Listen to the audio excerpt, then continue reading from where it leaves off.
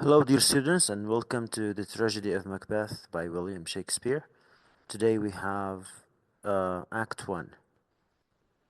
Before we start, this is the playwright, William Shakespeare, who is the most important playwright in the history of the English literature. Here are information about Shakespeare. So, The Tragedy of Macbeth, Act 1 by William Shakespeare. Here are the main characters of this play. Duncan, who's the king of Scotland, Malcolm and Donalbain, his sons.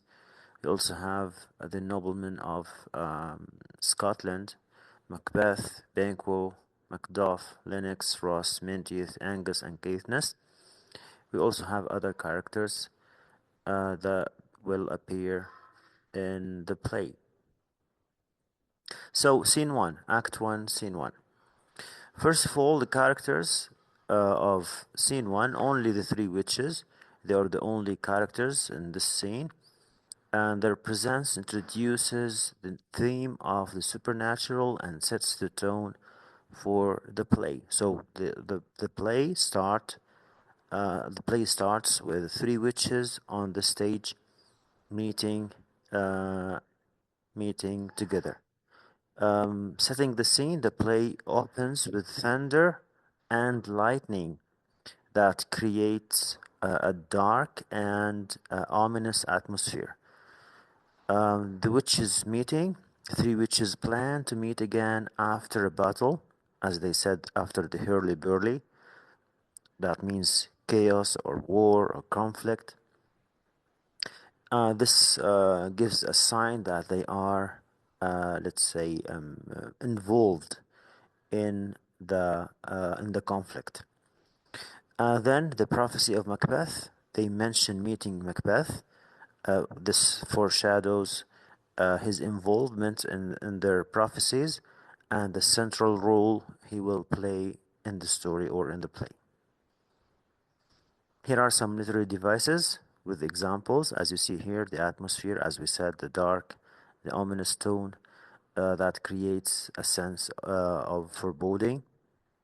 We also have the rhyme and rhythm because we notice that the witches are speaking in rhymed way that gives their dialogue a chant-like quality, and we can understand that this is not said by humans.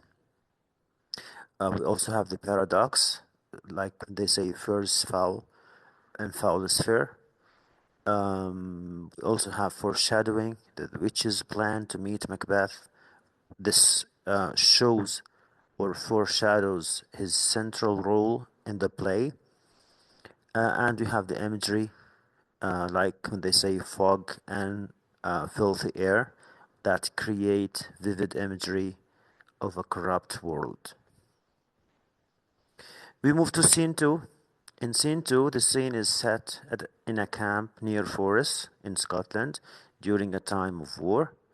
The characters here, King Duncan, as we said, King Duncan is the King of Scotland, and his sons Malcolm and Donalbain, Lennox, and other attendants are introduced, and they meet a bleeding captain who has fought in the battle. So, a wounded soldier or officer came to the camp near Forest, as we said, and he gives a battle report. He's talking about what happened in the war. He reports on the state of the battle, describing the bravery of Macbeth and Banquo. Macbeth's valor. The captain praises Macbeth's bravery and skill in battle, describing how he killed the traitorous MacDonald, who is the Thane of Cawdor, and fixed his head on the battlements. But he talks about a new threat, that after defeating MacDonald, Macbeth and Banquo faced a new assault from the Norwegian king, assisted by the traitorous Thane of Cawdor. Victory and reward. Ross arrives with news of victory. King Duncan orders the execution of the Thane of Cawdor and gives his title on Macbeth as a reward for his bravery. So the Thane of Cawdor is killed by Macbeth, and now the king named Macbeth the Thane of Cawdor. Now, here are some literary devices, as you see here: imagery, simile, metaphor, hyperbole, and with the examples. Here are how the captain, as we said, the bleeding captain, explained or described how Macbeth fought in the battle. He's saying his brandished steel, smoked with bloody execution, like Valor's minion, carved out his passage. He unseamed him from the nave of the shops. Shops means the pieces of flesh, and fixed his head upon our battlements. So here we can conclude that Shakespeare is setting the stage for Macbeth's rise to power by detailing how bravely he fought in that battle. We move to scene 3 now. In scene 3, it is set on a heath, which is an open area or piece of land that is not cultivated or populated by people. So with 3 witches making their entrance, so it starts with 3 witches discussing their recent activities and plan to meet Macbeth. So the 3 witches are on the stage waiting for Macbeth to come to tell him something. So now the prophecies that the witches are telling Macbeth about, here comes Macbeth, of course, with Banquo. So the witches greet Macbeth with titles, and this is the prophecy itself, that he is going to be the Thane of Glamis, the Thane of Cawdor, and future king. So here is the main thing about the prophecy, that Macbeth is going to be first Thane of Glamis, then the Thane of Cawdor, instead of the one who was killed, and he is going to be a king in the future. And they also prophesy that Banquo's descendants or children will be kings, but Banquo himself will not. So here, again, to talk about the prophecy. First, Macbeth is going to be Thane of Cawdor.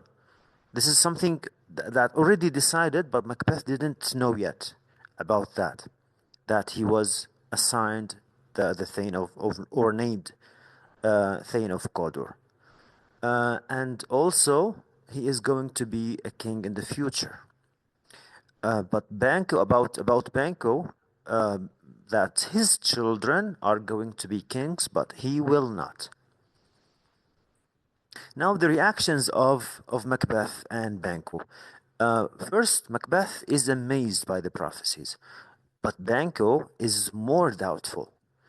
Banquo warns that the witches might be trying to deceive them with truths that lead to harm. Now, Macbeth will know the first part of the prophecy is true, which is when Ross and Angus arrive to inform Macbeth. Now the witches disappeared, they went away, and Ross and Angus come on the stage. They inform Macbeth that he has been granted the title of Thane of Cawdor, that confirming part of the witch's prophecy. Now Macbeth is motivated by by this news that he is that the first part of the prophecy is true now. So this motivated him for let's say making the rest of the prophecy come true. Now, the ambition of Macbeth, Macbeth begins to contemplate the possibility of becoming king, showing the first signs of his ambition and the internal conflict it causes. Here are some literary devices that are used: imagery, symbolism, foreshadowing, and simile. Now we go to scene 4. In scene 4, scene 4 is set or takes place in King Duncan's palace at Forres. The characters here: King Duncan, Malcolm, Dunalbain, Lennox, Macbeth, Banquo, Ross, and Angus. The execution report. Now, Malcolm tells Duncan that the former Thane of Cawdor died honorably, confessing his treason. So, the Thane of Cawdor who got killed confessed his treason, and he was killed honorably. Duncan's trust. He's talking about that he regrets trusting the Thane of Cawdor, saying that you cannot judge a person's mind by their face. The praise for Macbeth and Banquo.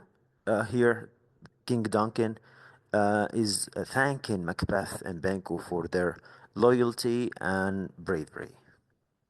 Duncan announces that his son Malcolm will be the next king. He said that his son will be a king after him. This makes Macbeth feels, of course, secretly, he cannot reveal this to others, that his desire to become a king now is he has an opponent or an obstacle that Malcolm will be his, let's say, it's a challenge for him. We go to scene 4 now. The setting: Macbeth's castle in Inverness, where Lady Macbeth reads Macbeth's letter and plots King Duncan's murder. This is the first time that we will know that Lady Macbeth will have a great role in this play. This is the first appearance of Lady Macbeth reading a letter that was sent from Macbeth, her husband, telling her something. The characters here: Lady Macbeth, Macbeth, and a messenger. Now, we were talking about the letter that Lady Macbeth is reading. It's a letter from Macbeth about his encounter with the witches and their prophecy that he will become king. This is it's the first time that Macbeth reveals anything about the prophecy to his wife by a letter he sends her. Now, Lady Macbeth fears that Macbeth, or her husband, is too kind-hearted to seize the throne by any means necessary. She feels that her husband doesn't have enough, let's say, power, or he is too kind-hearted because King Duncan trusts him and he loves the king and these things. So Lady Macbeth resolves to convince Macbeth to take action to fulfill the prophecy. So now she will try to convince her husband, Macbeth, to take any action to make the prophecy come true. So here, the messenger informs Lady Macbeth that King Duncan will visit their castle that night. So the messenger from the King Duncan is informing Lady Macbeth that he will visit their castle. Lady Macbeth calls on dark forces to fill her with cruelty and remove any remorse. So she wants her heart to be full of cruelty, as we said, and not mercy anyone to fulfill this goal, to make her husband a king. Now Macbeth arrives, and Lady Macbeth tells him that Duncan will not leave their castle alive, as she said that he shouldn't, or the morning shouldn't see Macbeth. The morning shouldn't see King Duncan alive. And she advises Macbeth to appear welcoming and innocent while hiding his true intentions. So she told her husband to show loyalty and to welcome the king, and she will be planning for killing the king. Now, in scene 6, King Duncan arrives, as we said, as the messenger informed Lady Macbeth. So Duncan arrives at Macbeth's castle and thinks it's a nice place. Now, Banquo was with the king visiting the castle of Macbeth, and he notices birds nesting around the castle that shows its peaceful spot. Now, Lady Macbeth's welcome. She welcomes the king, greets King Duncan warmly, but of course, she is hiding her true plans. Now, Duncan praises Macbeth and Lady Macbeth for their hospitality, and looking for Macbeth, King Duncan asks where Macbeth is, noting he's eager to get home. Hospitality assurance, Lady Macbeth assures Duncan that everything in their home is at his service. Now, scene 7, the last scene of Act 1, Macbeth's thoughts. Macbeth thinks about killing King Duncan and worries about the consequences. Now, he is convinced that he should kill King Duncan to be the king. But he fears the consequences, that something might happen that is not good for him. Guilt and ambition. Now it's a conflict. He feels guilty because Duncan is a good king and trusts him. As we said, he named him Thane of Cawdor because he trusts him, but his ambition pushes him towards the murder. So it's a conflict, internal conflict, we can say, between guilt, feeling guilty, and the ambition to be a king. Now, Lady Macbeth enters and comes in and questions Macbeth's courage and determination. She wants her husband to be more determined and more courage to achieve or to kill the king. Now, she convinces her husband to go ahead with the murder by questioning his manhood and commitment. Uh, and she planned for this. She explains the plan to get Duncan's guards drunk and blame them for the murder. So she decided to make the guards of the king drunk.